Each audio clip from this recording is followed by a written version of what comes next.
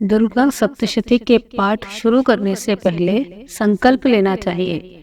नवरात्रि के पहले दिन से ही दुर्गा सप्तशती का पाठ शुरू कर देना चाहिए। पाठ करते या सुनते समय पवित्र और लाल रंग के कपड़े पहनने चाहिए। दुर्गा सप्तशती को लाल चुनरी या कपड़े में लपेट कर रखना चाहिए। सभी 13 अध्यायों को 1 से 9 दिनों में पूरा करना चाहिए। दुर्गा सप्तशती का पाठ करने से शत्रुओं का नाश होता है और इसका पाठ करने से सुख और श्री की प्राप्ति होती है और पुत्र पौत्र धन्य धान्य की प्राप्ति होती है। राजदंड के भय से भी मुक्ति मिलती है। दुर्गा सप्तशती का पाठ करने से महासंकट से भी मुक्ति मिलती है और किसी भी तरह के बंधन से मुक्ति मिल जाती है। श्री दुर्गा सप्तशती पाठ। पहला अध्याय। महर्षि मार्कंडेय जी बोले, भगवान सूर्य के पुत्र सार्वणिक की उत्पत्ति की कथा को मैं विस्तार से कहता हूँ, आप ध्यान से सुनिए। सूर्य की छाया से उत्पन्न सार्वणिक जगजननी महामाया की कृपा से जैसे मनवंतर के अधिपति बने, वह कथा सुनिए। प्राचीन काल में सर्वोच्च मनवंतर के चैतवंशी राजा सुरत समस्त पृथ्वी के चक्रवर्ती राजा हुए। वे प्रजा का अपने पुत्रों की भांति पालन करते थे। यवन राजाओं से राजा सुरत की शत्रुता हो गई। दुष्ट दलन राजा सुरत से उनका भयंकर युद्ध हुआ और थोड़ी सेना होने से यवन राजाओं ने सुरत को हरा दिया। तदनंतर राजा अपने नगर में आराज्य करने लगा, तो भी अन्य शत्रु राजाओं ने राजा सुरत पर चढ़ाई कर दी और नगर में भी दुराचारी मंत्रियों ने राजा का कोष, सैन्य तथा समस्त वस्तुएं छीन ली। तब राजा सुरत हार कर अकेले ही घोड़े पर सवार होकर शिकार खेलने के बहाने से घोर जंगल में चला गया। वहां महर्षि मेधा का सुंदर आश्रम देखा, जो अहिंसक सिंह आदि पशुओं और शिष्यों और मुनियों से शोभित था। वहां बैठे हुए महर्षि मेधा को राजा सुरत ने नमस्कार किया और मुनि से उचित सत्कार पाकर उसी आश्रम में रहने लगे। कुछ काल के बाद फिर वह अपने राज्य तथा प्रजा की चिंता में विचरने लगे कि जिस राज्य को मेरे पूर्वजों ने भली भांति चलाया और प्रजा का पालन किया, वह आज मुझसे चला गया है। वे दुष्ट मंत्री राज्य का पालन धर्म नीति के अनुसार कर रहे होंगे या नहीं, और मेरा मुख्य हाथी भी दुश्मनों के वश में हो जाने से क्या क्या कष्ट भोगता होगा। जो आज्ञाकारी नौकर नित्य प्रसन्नता से धन और भोजन प्राप्त करते थे, अब उन दुष्ट राजाओं के आश्रम में रहकर कष्ट पाते होंगे। मंत्री राज्य के धन को कुमार्ग में व्यर्थ ही अपव्यय करते होंगे। जो धन मेरे पूर्वजों ने बड़े कष्ट से संग्रह किया था, सो नष्ट हो गया होगा। इस प्रकार वह राजा राज्य की सभी बातों की चिंता करने लगा। कुछ समय पश्चात आश्रम के समीप एक वैश्य को आते देखा, तो राजा ने उससे पूछा, अरे भाई, तुम कौन हो और यहाँ क्यों आए हो? तुम्हारा मलिन मुख शोक युक्त क्यों दिखाई देता है? इस प्रकार राजा सुरत की बातों को सुनकर उस समाधि नाम के वैश्य ने राजा सुरत से कहा कि हे राजन, मैं समाधि नाम का एक वैश्य हूँ। मेरा जन्म धनवान कुल में हुआ। मेरे दुष्ट स्त्री पुत्र आदि ने मुझे धन के लोभ में आकर घर से निकाल दिया, मेरा धन छीन लिया और मैं धन स्त्री पुत्र से रहित हूँ। अब मैं अकेला दुखी होकर इस वन में आया हूँ। मुझे अपनी स्त्री बंधुओं का कुछ पता नहीं। मैं यहाँ रहने के कारण अपनी स्त्री पुत्र स्वजनों की परिस्थितियों को नहीं जानता कि वे इस समय अपने स्थान पर सुखी है या दुखी। मैं यह भी नहीं जानता कि मेरा पुत्र सदाचारी है या व्यभिचारी। राजा बोले, जिन स्त्री पुत्रादि ने तेरे धन संपत्ति को छीन लिया है, फिर भी उन्हीं के स्नेह में तेरा मन क्यों जाता है? वैश्य बोला, आपने मेरे विषय में जो बात कही है वह वास्तव में सत्य है, परंतु मैं क्या करूं? मेरे चित्त में कठोरता उत्पन्न नहीं होती। जिन पुत्रादि ने धन के लोभ में आकर मुझे घर से निकाल दिया है, मेरा चित्त फिर भी उन्हीं में आसक्त होता है। मैं क्या करूं? इन स्वजनों के निर्मोही होने पर भी मेरा मन में उनके प्रति प्रेम है। इन स्वजनों के निर्मोही होने पर भी मेरे मन में उनके प्रति प्रेम है। मार्कंडेय जी ऋषि बोले, हे द्विजश्रेष्ठ, तत्पश्चात राजा सुरत और समाधि वैश्य दोनों मिलकर मेधा मुनि के समीप गए और प्रणाम कर कर बैठकर मेधा ऋषि से कथा प्रसंग करने लगे। राजा बोला, हे भगवान, मैं आपसे एक बात पूछना चाहता हूँ। आप कृपा करके मुझे बताइए।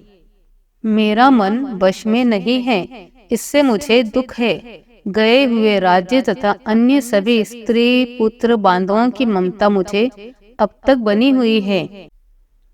यह जानते हुए भी मेरा स्नेह उससे अज्ञानियों की भांति विशेष बढ़ता जाता है और इस समाधि नामक वैश्य को इसकी स्त्री पुत्रादि ने त्याग दिया है तथा इसे घर से बाहर निकाल दिया है।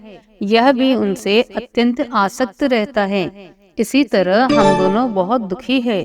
हे महाभाग, उनके दोषों को जानते हुए भी हम दोनों का हृदय उनके प्रति आसक्त रहता है। इतना ज्ञान होते हुए भी ऐसी ममता क्यों है? हम दोनों को अज्ञानियों की भांति मूढ़ता क्यों उत्पन्न हो रही है?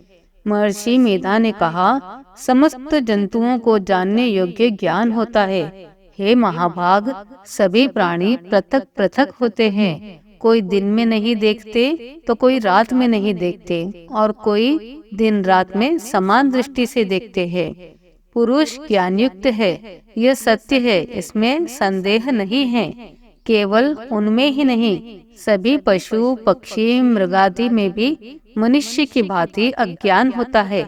यह स्थूल ज्ञान होता है। जैसे मनुष्य में आहार आदि की इच्छा उत्पन्न होती है, वैसे ही पशु पक्षी आदि में भी आहार विहार निद्रा मैथुन आदि की इच्छा उत्पन्न होती है।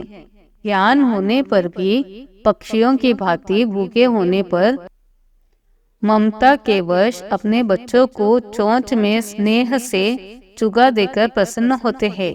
हे राजन, मनुष्य भी अपने पुत्र पौत्रों से इसी भांति बर्ताव करता है। वह पालन पोषण इस इच्छा से कि जब हमारी वृद्धावस्था आवेगी तब हमारा पालन पोषण वे करेंगे। क्या यह तुम नहीं देखते कि पुत्रादि उनका भरण पोषण न भी करे तो भी माता पिता तो करते ही है, क्योंकि विश्व की स्थिति में रखने वाली महामाया के प्रभाव से वह मोह के गड्ढे में डाल दिए गए हैं। इसमें कोई आश्चर्य नहीं है, क्योंकि यह भगवान विष्णु की योग निद्रा है जिसने संसार मोहित हो जाता है। यही भगवान की महामाया है। वह भगवती देवी बड़े ज्ञानियों के चित्त को जबरदस्ती खींचकर मोह में डाल देती है। इस देवी ने ही चराचर विश्व को उत्पन्न किया है और यही देवी प्रसन्न होकर भक्तों को वरदान देती है जिससे मुक्ति मिलती है। वही मुक्ति की परम हेतु और सनातनी ज्ञान रूप स्वरूपा विद्या है। राजा बोला, हे भगवान, आप जिसे महामाया कहते हैं वह कौन सी देवी है? वह देवी कैसे उत्पन्न हुई? उसका क्या कार्य है? उसका स्वभाव स्वरूप उत्पत्ति आदि के विषय में सुनना चाहता हूँ, तो आप सभी वृत्तांत मुझे सुनाइए। ऋषि ने कहा, वह देवी नित्य है और सब चराचर में व्याप्त है, तथापि उसकी उत्पत्ति अनेक भांति से है और उस कथा को तुम मुझसे सुनो। यह भगवती देवताओं की कार्य सिद्धि को उत्पन्न होती है और अजन्मा उत्पन्ना कहलाती है। जब भगवान विष्णु संपूर्ण विश्व को त्याग अंत में जल ही जल करे, योग निद्रा में शेष शैया पर शयन कर रहे थे, उस समय विख्यात मधुकैटभ नाम के 2 घोर असुर भगवान विष्णु के कान के मैल से पैदा होकर ब्रह्मा जी को मारने को तैयार हुए। ब्रह्मा जी विष्णु भगवान के नाभि कमल पर स्थित थे। इन दोनों असुरों को मारने आता देखकर और भगवान विष्णु को सोया हुआ देखकर ब्रह्मा जी योग निद्रा की प्रसन्नार्थ एकाग्र मन में स्तुति करने लगे, जिससे कि भगवान विष्णु के नेत्रों से भगवती योग माया अपना प्रभाव हटा ले और भगवान जाग पड़े। वह योग माया विशेश्वरी जगत माता स्थिति संहार करने वाली भगवान विष्णु की अतुल तेज वाली निद्रा स्वरूपा अनुपम शक्ति है।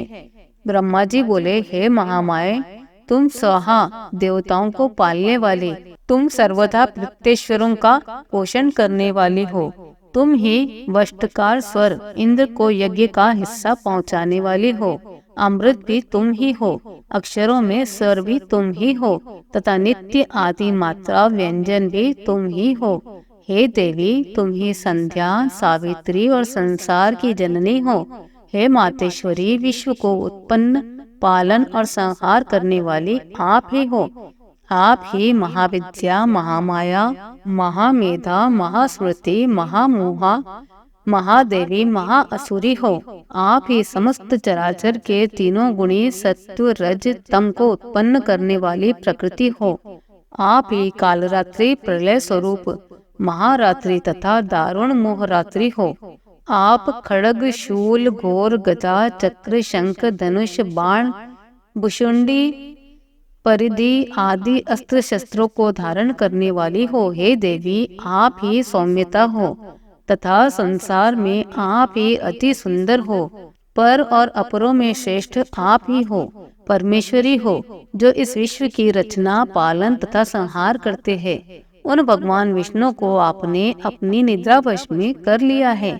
फिर भला बताइए कि कौन आपकी प्रार्थना करने में समर्थ है, जबकि आपने भगवान विष्णु, शंकर तथा मुझसे यह शरीर ग्रहण कर लिया है।